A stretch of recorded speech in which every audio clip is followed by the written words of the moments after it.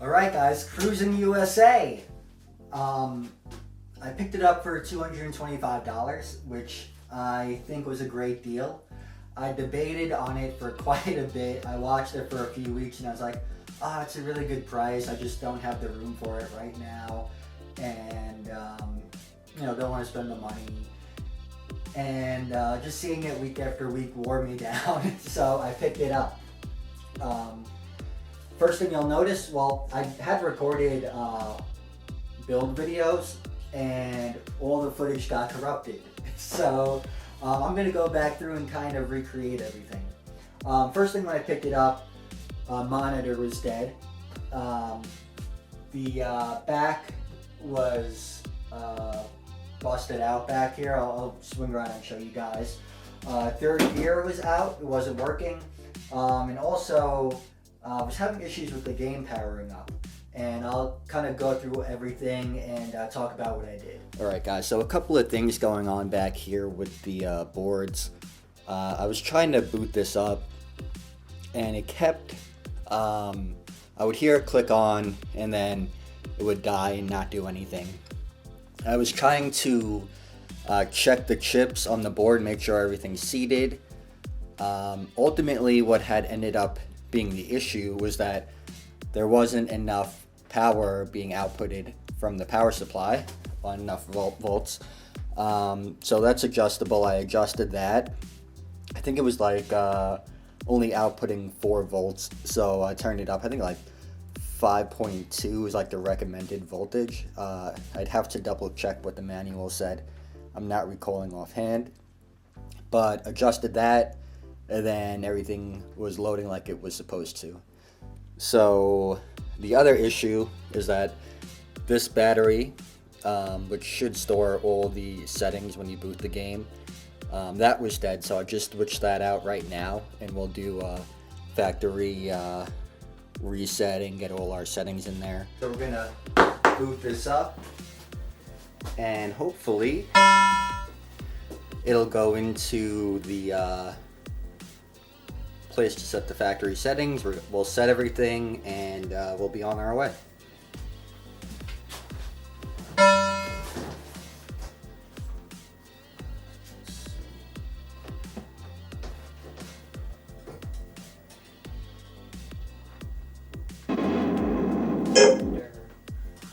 Left, right, gas pedal down, brake all the way down. Just gonna set. I'm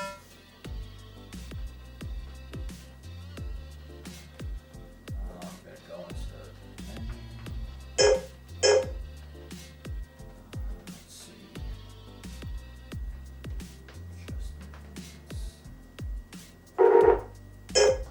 Replay. Turn that on.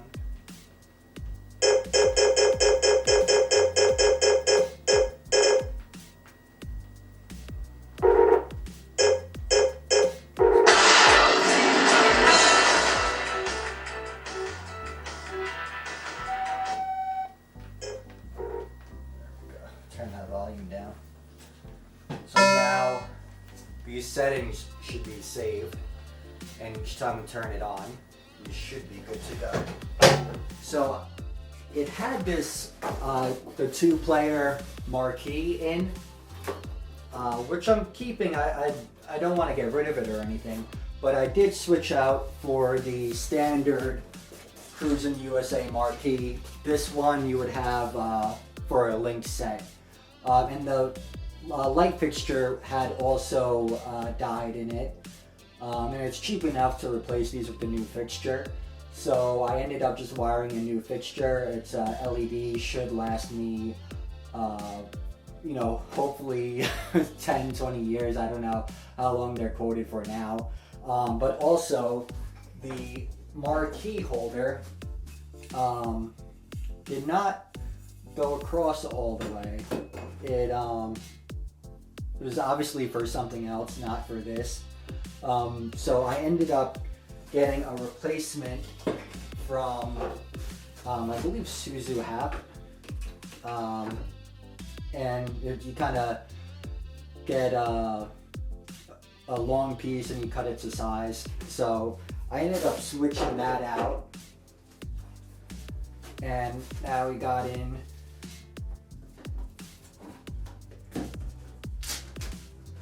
just get this set. So I ended up switching that out and then getting this on, so that kind of tidied up everything, and when the light's on and everything, it really looks nice. So since the monitor is dead and I wanted to try to keep everything as factory as possible so I can eventually go back to the CRT, but I wanted the LCD in so I could at least play the game.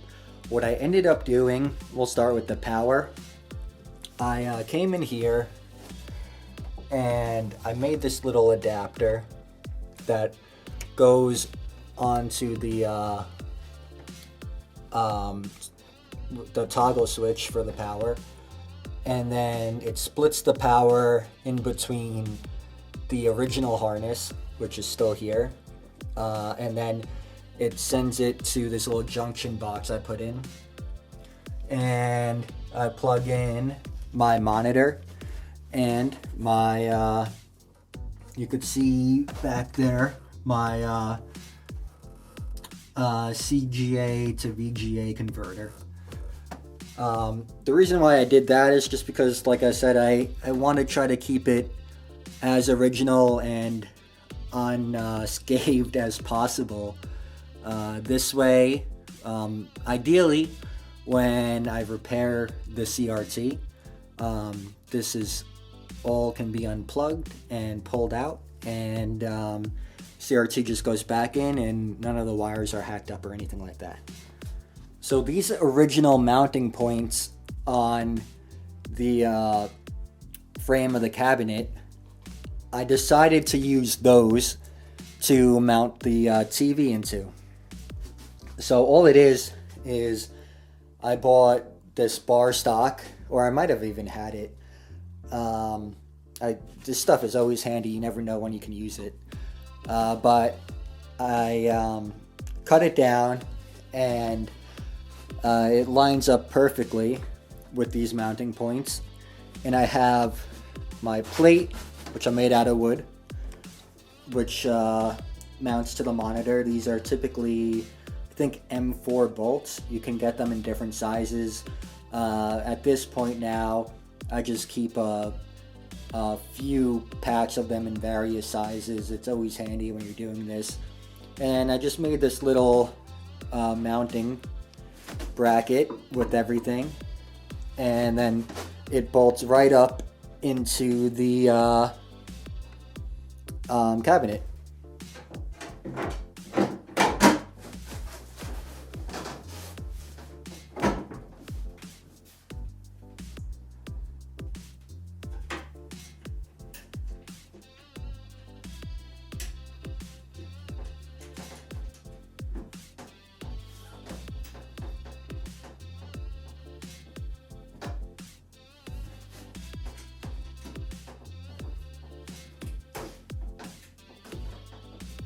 So you can see the monitor mounts right in now, and I made it so it just about sits flush where the glass comes in.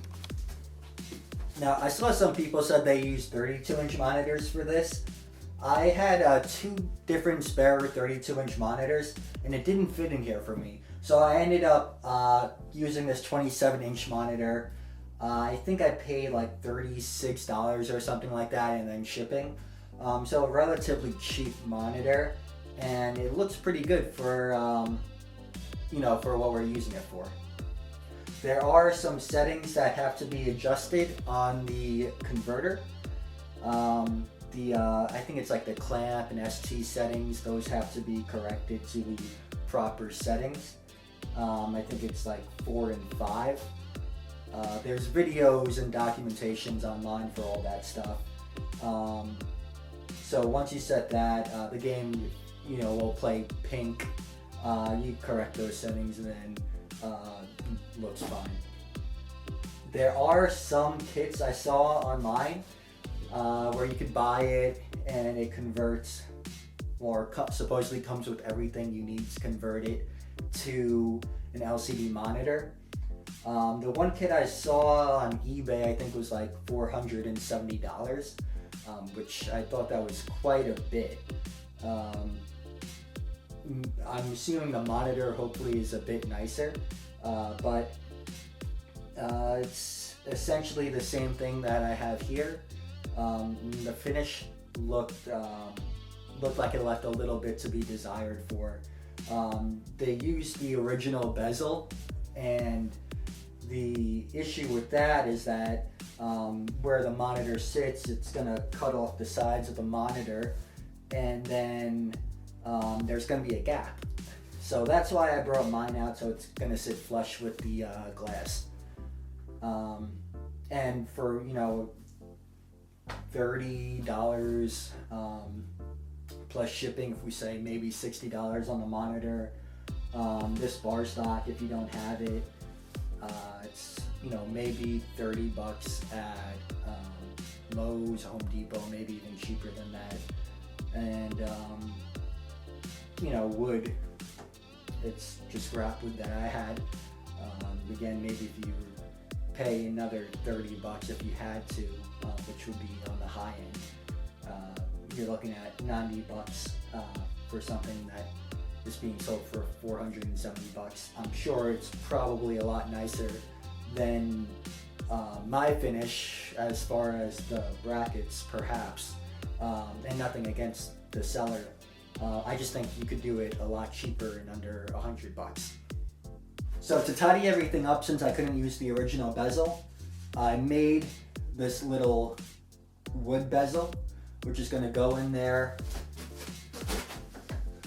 and just cover up all the electronics and the brackets and everything. So it just slides right in, just like that. And you put your plate on. And that holds everything in there nicely for you. So with this bezel in here, it definitely gives me a nice clean finish.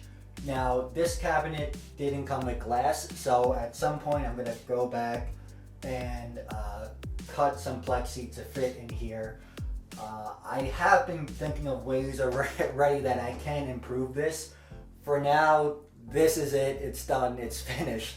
But I'm thinking I'm going to go back and I could get a sheet of plastic, and I'd probably clamp it to this mock-up, and then use this kind of as a guide to cut it out. And then I can have that in there with my plexiglass. Maybe the finish will look a little nicer, although I'm quite happy with this right now. Just always kind of, you wrap something up and then you go back and you're like, you know what, maybe I could have done this, it would have been even better. But I had this, for me to buy a sheet, it's probably like $30 or $40 for the plastic. The plexi is going to be pretty expensive, because I'll have to get a 48 by whatever sheet to cut it down to this size. So that would add like another $100 onto this project. I'm tapped out. I have too many projects and too many things going on for me to keep spending money on it. So it's together, it looks good, it's playable. That's all I care about. A couple other things moving down. The start button. When I was testing the different wires and what was running where, I crushed something and blew out the start bolt. So I did end up getting in some replacement bulbs and switching that out. It was actually pretty difficult to do. I got a replacement fixture just in case I broke this when I was switching it out. It was like $1 or something, and it had like a turn groove, so I was trying to turn the back of it so I could pull it out. Turns out you actually get pliers, just grip it and then yank it out. You would think that you would break it, but no, that's just how it works. So replaced the bolt, and third gear was out. So I had to fix that. Now it was actually cheaper for me to go and buy this replacement shifter from Cruisin than it was to actually buy a single part that I needed. So I just bought this, and then I figured, hey, I have some replacement parts for the future. If you look in here, let's see if I could kind of get a look. There's these little, yeah, you could probably see it there. These little clips that when you move the gear shift, it presses the button down, and then that triggers what gear you're in. Mine was missing this, so I just ended up buying this, switching out some parts, and now I have a working gear shift for the game. So guys, all in, I paid $225 for the cabinet. Monitor, we'll say I spent $60. The light fixture and stuff like that. I mean, for the condition it's in now, I probably have a nice working Cruisin for about $450 all in, which is really not bad. It's a classic game from the 90s.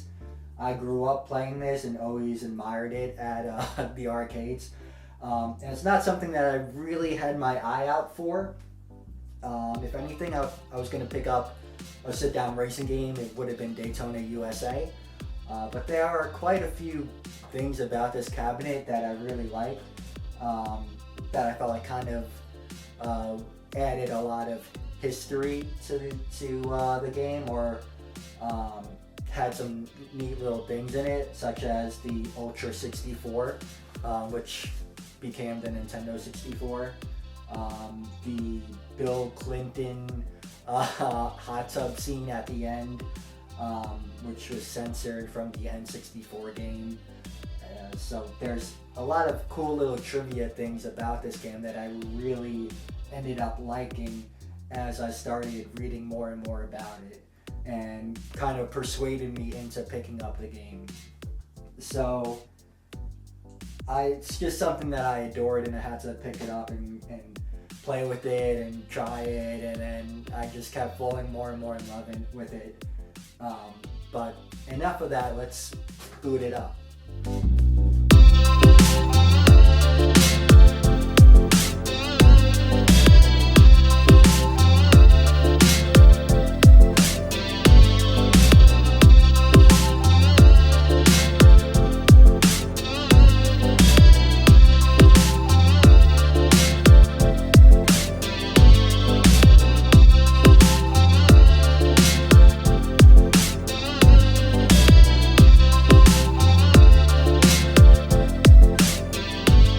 So guys, it's not the perfect cabinet. There's definitely some rust. The T-molding could be better in some spots. Definitely chips and nicks and everything in the cabinet. But I think I've said it before on video. I don't mind that. I'd rather have a cabinet with these kind of marks. It just kind of adds character. It has a history to it. I'd rather it looks like it was in an arcade and loved by a bunch of kids than it was, in someone's collection untouched for years. It's just my preference. Everyone prefers something different, but that's what I like. There are some cool things in here, like the maps. Depending on the buttons you hit, it'll switch which track you can access, which I think is pretty cool. Also, the hidden cars by hitting view 2. You turn the wheel all the way to the left, hold view 2, then go 1, 2, 3. Then it should change to blue color. Yep, and it's the fastest car in the game.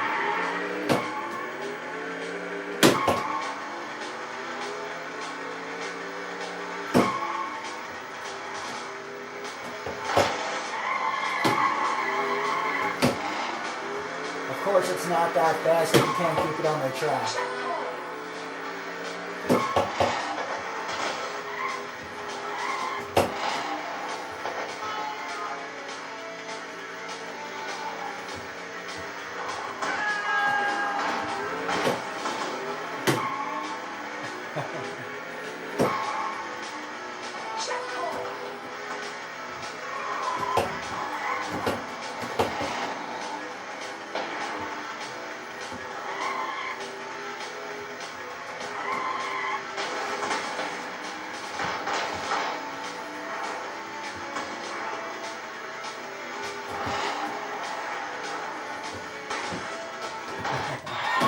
Oh no.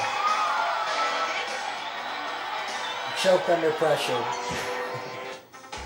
So guys, even with the fastest car in the game, still managed to blow it at the end. Just when I was catching up too. But luckily, I don't have to empty out my piggy bank every time I want to play this. So I'm going to get better at this and start putting up some high scores. But this is the machine in a nutshell. It was a fun project to do, relatively easy once I sorted out the power issues and everything like that. So I'm happy with it, and I'm going to enjoy this for quite some time. I still have more projects that I'm working on. Missile Command, which I actually picked up before this.